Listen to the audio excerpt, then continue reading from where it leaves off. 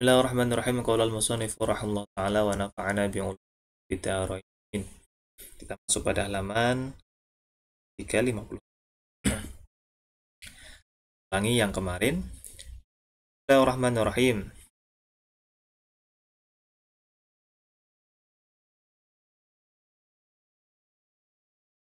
Man qama bi'ashri ayatin lam yuktab minal ghafilin.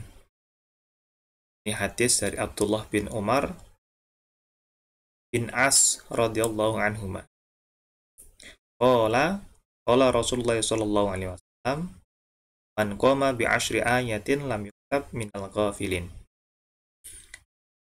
Barang siapa kok ada orang yang kemudian membaca Al-Quran, misalkan Al-Quran yang dibaca itu jumlah ayatnya ada 10, kalam yuktab, tidak akan ditulis, artinya minal ghafilin, di golongan orang-orang yang lalai. Jadi cukup dengan 10 ayat, maka insya Allah menurut hadis ini ya, orang yang membaca itu, yang menghafal itu tidak akan dicatat sebagai orang-orang yang lalai. Orang yang lalai ini sangat mengkhawatirkan ya. Kalau misalkan sudah waktunya sholat tapi tidak sholat, alasannya lupa, itu berarti kan malah dosa nanti. Ya karena sibuk sehingga melupakan. Kalau terlupakan atau maksudnya tidak disengaja tidak apa-apa. Tapi kalau menyengaja itu loh, dan nanti bisa berapi. Waktunya istirahat tapi tidak istirahat. Waktunya pulang tapi tidak pulang. Waktunya belajar tapi tidak belajar. Waktunya lulus skripsi, ya. Lulus kuliah tapi tidak lulus-lulus, misalkan begitu ya. Waktunya nikah tapi tidak nikah. Jadi ini yang sangat berbahaya. Jadi cukup dengan membaca 10 ayat kitab Al-Quran. Waman qama bimi'ati ayatin kutiba minal qanitin.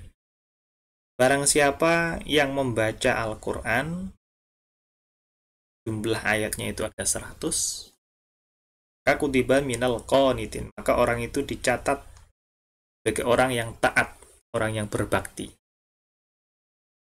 Ini penting.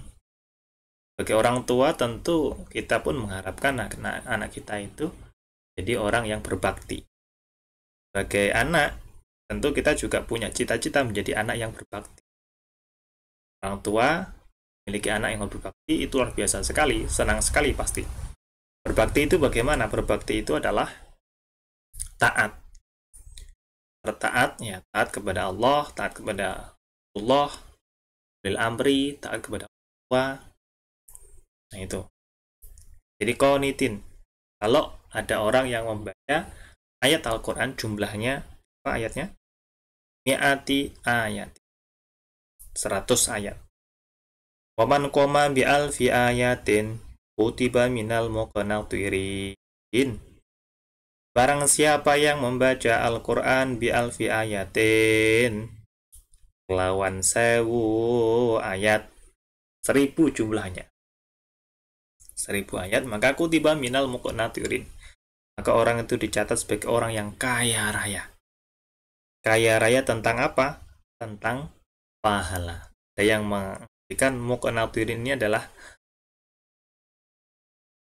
nah ini 1000. Rawahu Abu Dawud wa ghairuhu. Rawahu was ngriwayatake ing hadis sapa Abu Dawud wa ghairuhu lan liyane Abu Dawud. Pentingnya sekali untuk membaca Al-Quran. Nah itu termasuk dari yang kemarin ya, bab yang kemarin, yaitu rahasia. Rahasia kenapa kemudian Imam Nawawi menyarankan untuk membaca Al-Quran, lebih-lebih kalau mau disungguhi, menanani, maka bacalah Al-Quran atau hafalkan Al-Quran itu pada malam hari. Wa hukiya Ats-Tsa'labi an Ibnu Abbas radhiyallahu anhuma. Wa hukiya lan nyritake sapa Ats-Tsa'labi, Imam Tsa'labi an Ibnu Abbas saking Ibnu Abbas radhiyallahu anhuma.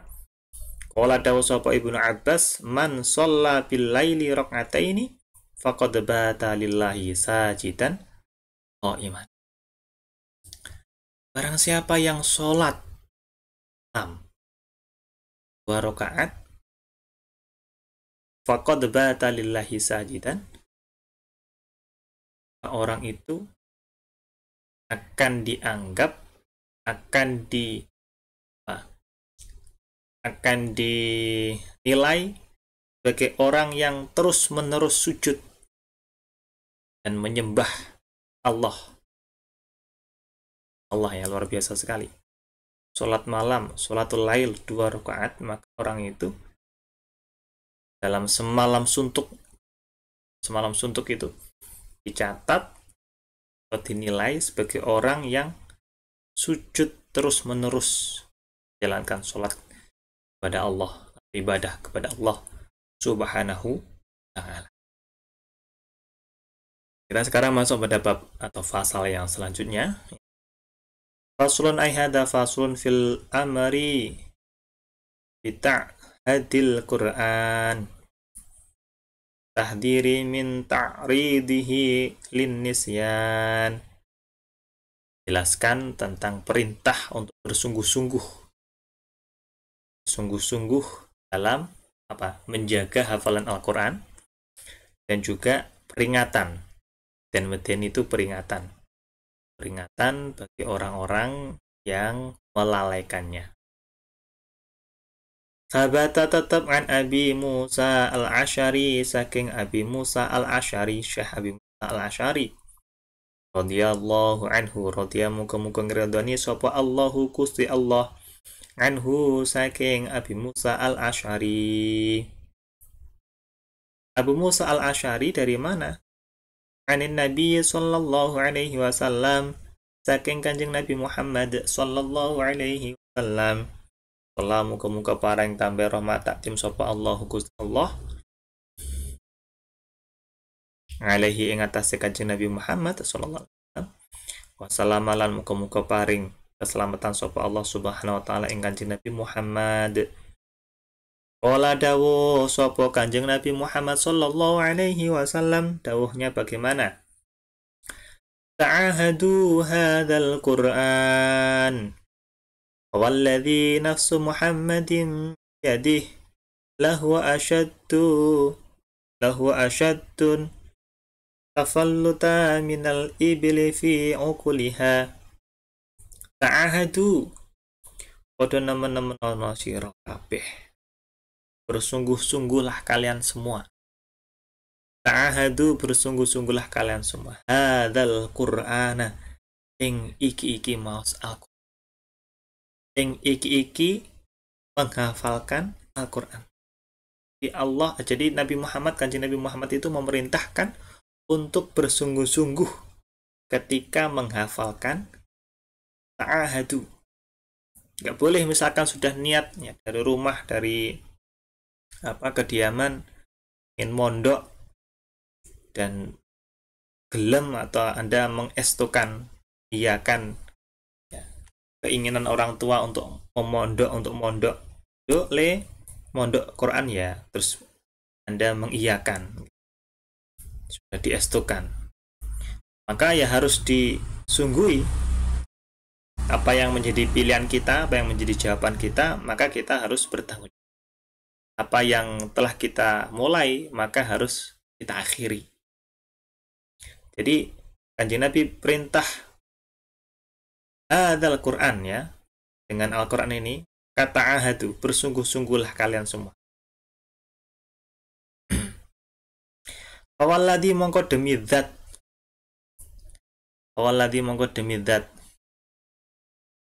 nafsu Muhammadin utawi jiwanipun Kanjeng Nabi Muhammad sallallahu alaihi wasallam, iku biadihi ing dalam kekuasaane atau ing dalam genggamane alladzi lahwa yakti utawi apa hadzal Qur'an, ta'ahadu hadzal Qur'an iku asyaddu luwih banget apane tafallutan Apane tafalutan? Mudah. Sini ucule tinimbang unta. Itu sangat mudah. Minal iblis tinimbang saking unta. Fi ngukuliha ing dalam dadi ing dalam niku taline unta. Jadi maksudnya itu sungguh Al-Quran itu kalau misalkan ditenanan nih, disungguhi atau di apa diseriusi gitu ya. Dihafalkan serius, dibaca serius itu lebih mudah. Sangat mudah sekali bahkan. Untuk bisa dihafalkan, untuk bisa ditelaah, untuk bisa dibaca. Sebagaimana gitu ya. Sebagaimana seekor unta yang terlepas dari ikatannya, dari gulu nih, dari lehernya itu. Jadi ibarat katanya kalau ada unta itu yang sudah ditali, sudah diikat lehernya itu kan keras ya, tapi sebenarnya itu sangat mudah sekali. Nah, sama dengan Al-Quran.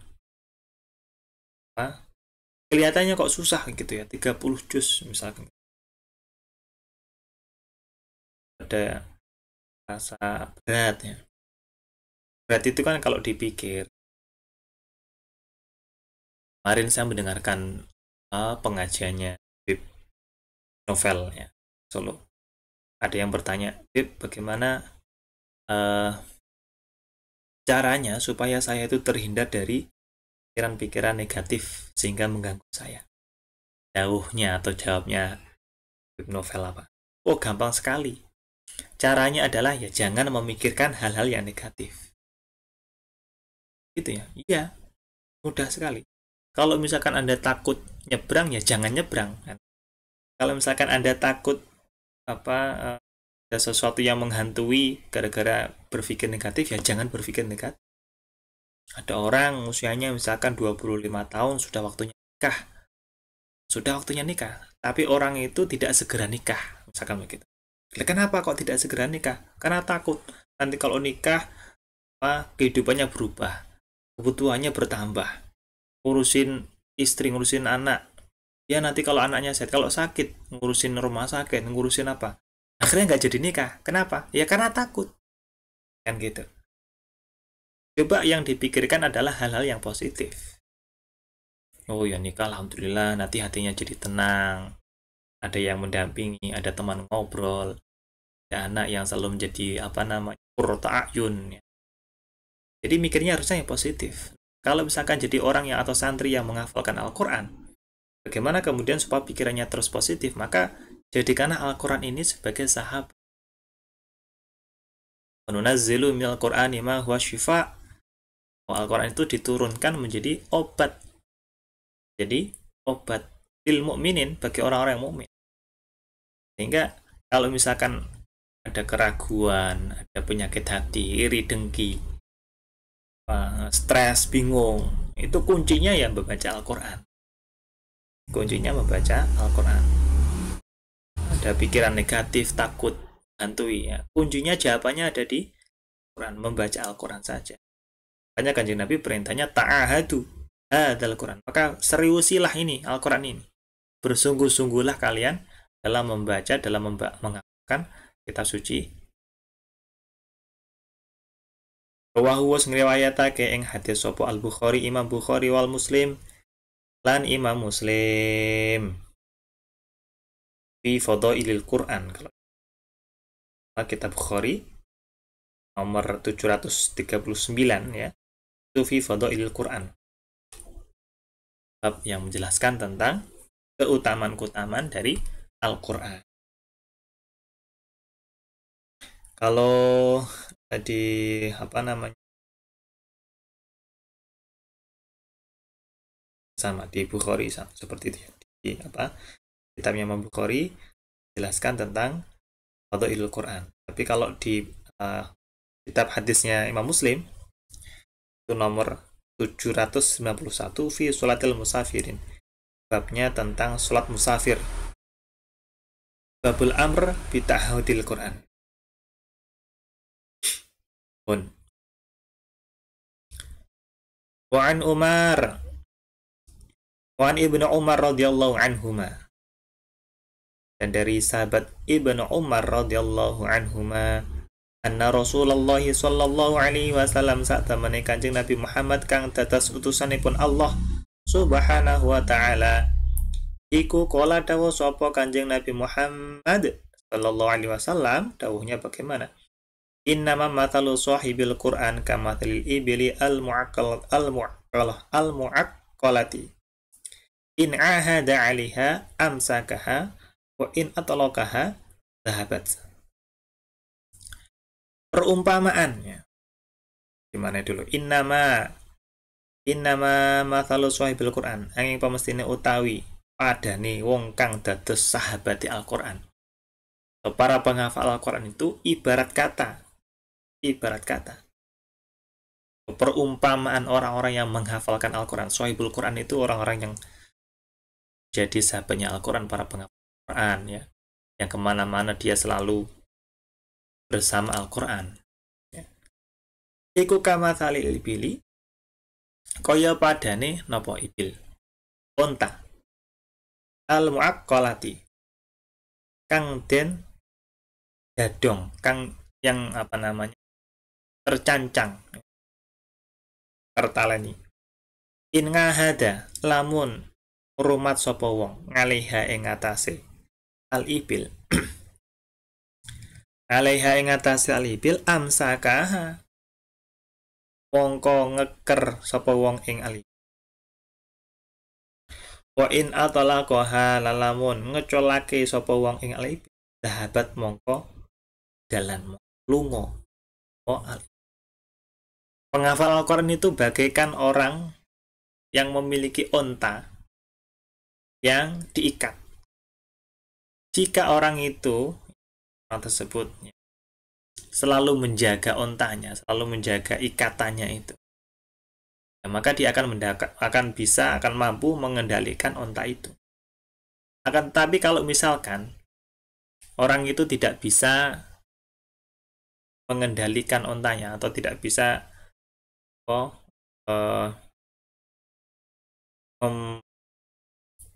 menguasakan, menalani ya, mengikat ya. Bila orang itu tidak mampu mengikat ontanya itu sehingga lupa ya, maka onta itu akan lari, maka hafalannya orang itu juga akan lari.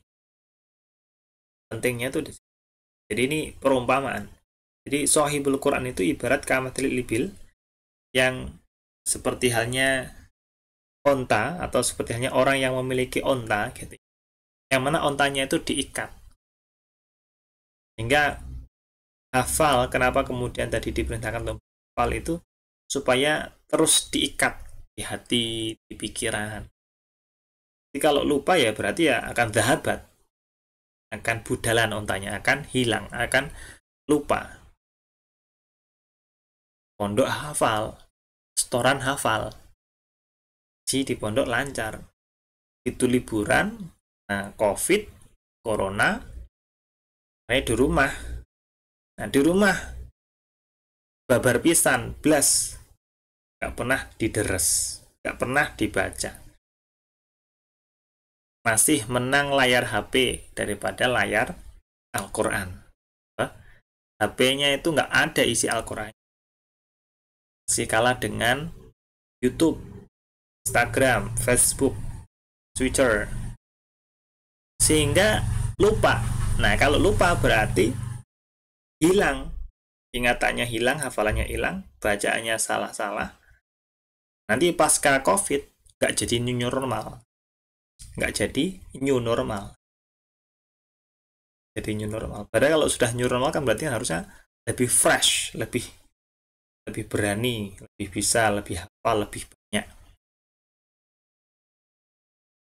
Rawahu was ngriwayatake ing hadis sapa Al-Bukhari, Imam Bukhari wa Muslim, lan Imam Muslim.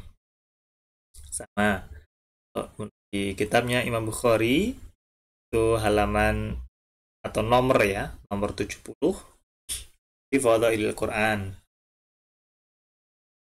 Di Muslim Muslim niko nomor 789 di sholatil musafirin.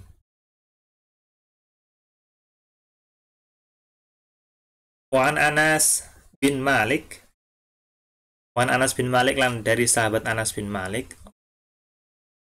qala dawuh radhiyallahu anhu, qala dawuh sapa Anas bin Malik, qala dawuh sapa Rasulullah sallallahu alaihi wasallam, kanjeng Nabi Muhammad sallallahu alaihi wasallam, uridat alayya ujuru ummati hatta al-qadatu yukhrijuha ar-rajulu minal masjid wa uridat alayya dhunubu ummati falam ara dhanban a'zama min suratin minal qur'ani aw ayatin aw tiha rajulun thumma nasiyaha. Uridat dan pentoake diperlihatkan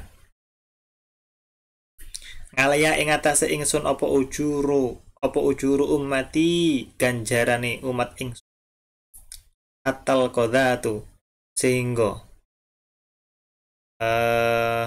masalah qadatah reget sampai pahala dari kotoran yang dikeluarkan dari seseorang, reget kotoran. Yukhrijuha kang tentokake apa niku wau al qadah reget niku wau tentokake sapa arojulu wong lanang wong ngoten nggih minal masjid saking masjid.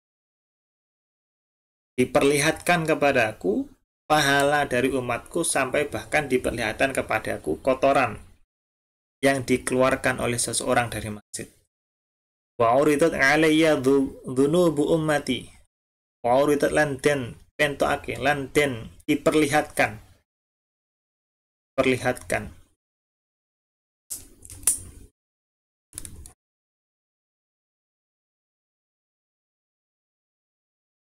Waurita lan den perlihatkan atau den pentokake alaya ing atase ingsun apa dhunubu ummati pira-pira dosane umat ingsun. Falam aro mongko ora ningali sapa ingsun damban ing dosa a'dzama kang luwih agung kang luwih gedhe min suratin saking surat minal Qur'ani saking Al-Qur'an aw ayatin utawa ayat aw tiha kang den paringi ing ayat sapa rajulun wong lanang tumanasiyaha tuli lali sapa rajul ing ayat. Pahala-pahala umatku itu umatnya kanjeng Nabi Muhammad itu nanti akan diperlihatkan kepada kanjeng Nabi Muhammad sampai pahala sampai pada kotoran yang dikeluarkan oleh seseorang dari dalam masjid. Kemudian juga diperlihatkan pahala. Jadi misalkan ada orang yang dia memiliki pahala, itu akan diperlihatkan kepada kanjeng Nabi Muhammad. Sampai kok ada orang yang misalkan di masjid itu ada kotoran, ya, dan oleh orang itu atau seseorang yang masuk ke dalam masjid itu dikeluarkan kotorannya itu atau dibersihkan gitu ya masjidnya, maka pahalanya itu akan diperlihatkan kepada baginda Nabi Muhammad. Dan juga wa'uridat 'alayya dhunubu ummati, dan juga dosa-dosa dzambun ya, dzunubun, dosa-dosa dari umatnya kanjeng Nabi Muhammad itu juga akan diperlihatkan kepada kanjeng Nabi Muhammad. Nah, falam ara dzamban a'dzama min suratin minal Qur'an aw ayatin aw tiha rajulun tumanasiha. Dan aku tidak melihat dosa yang lebih besar, dosa yang diperlihatkan kanjeng Nabi Muhammad tidak dilihat lebih besar dari dosa yang kalau ada orang yang dia lupa hafalan suratnya atau ayatnya. Jadi kan orang kalau menghafal Al-Quran kemudian melupakan itu kan dosa ya. Makanya hamil Quran itu luar biasa sekali. Sudah proses menghafalnya itu susah payah. Nah kalau lali, kalau lupa itu dosa. Nah dosanya itu sangat agung sekali, a'zam sekali, sangat agung sekali. Nah, itu. Jadi semua dosa itu nanti akan diperlihatkan kepada baginda Nabi Muhammad. Dan Nabi Muhammad matur, dan aku tidak melihat dosa yang lebih agung daripada dosa orang yang dia melupakan surat-surat Al-Quran, ayat-ayat Al-Quran, yang mana ayat-ayat dan surat-surat Al-Quran itu pernah dihafalkan oleh orang. Ini peringatan bagi orang-orang yang lalai. Santri-santri, para penghafal Al-Quran itu diberikan kemudahan, diberikan istiqomah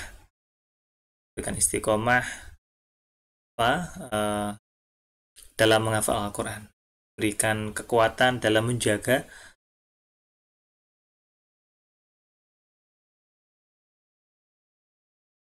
orang-orang yang bisa membaca Al-Quran, semoga berikan kekuatan juga bisa mengamalkan. Yang belum bisa membaca Al-Quran, semoga diberikan kekuatan, kesabaran, bisa belajar, bisa membaca Al-Quran. Semua orang, semoga semua muslimin ya, bisa diberikan kekuatan zahir batin, bisa membaca Al-Quran, menghafal Al-Quran.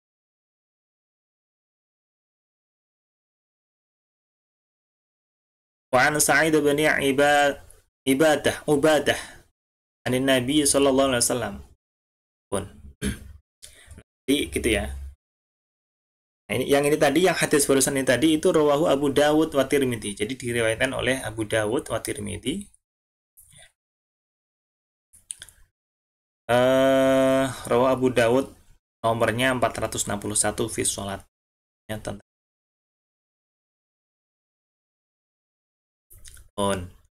Wa an Sa'id bin Ubadah 'an Nabi sallallahu alaihi wasallam, dari Sa'id bin Ubadah dari Kanjeng Nabi Muhammad sallallahu alaihi wasallam, qala, dawu sapa Kanjeng Nabi Muhammad sallallahu alaihi wasallam, man qara al-Qur'an tsumma nasiyahu laqiyallaha azza wa jal yaumal qiyamah wa huwa ajdamu.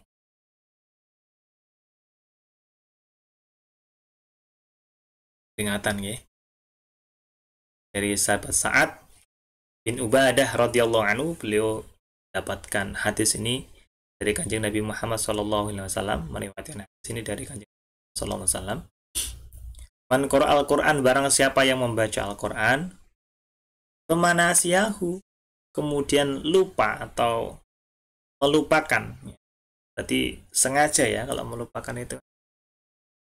Ya nggak dider sama sekali itu tadi loh, karena di rumah corona misalkan layarnya lebih sering menyentuh layar HP daripada layar Al-Quran.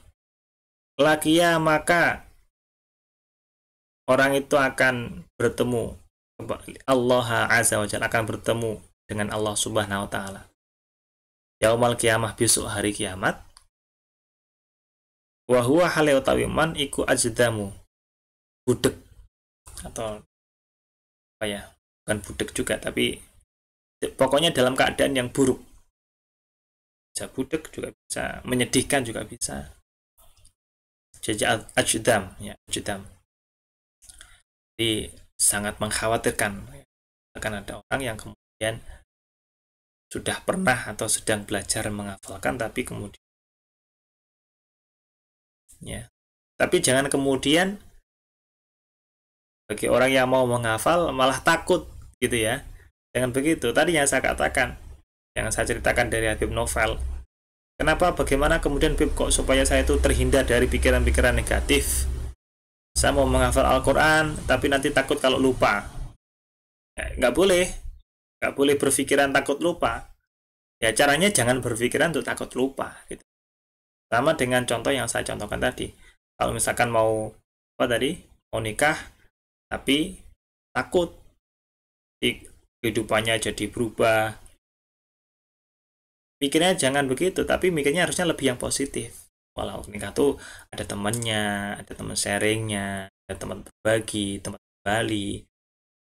Itu loh. Ya. Ini mikirnya dia mau belajar Al-Quran jangan kemudian malah takut. Ini ayat ini atau hadis ini ya, hadis-hadis ini tadi yang peringatan ini adalah peringatan bagi orang-orang yang dari awal itu belum pernah membaca atau dia sudah niat masuk membaca Al-Quran ya, sudah menghafal Al-Quran tapi kemudian sengaja melupakan. Rawahu sing riwayatake ing hadis sapa Abu Dawud Imam Abu Dawud qad Darami lan Imam Darami faslun wallah shawab al-fat.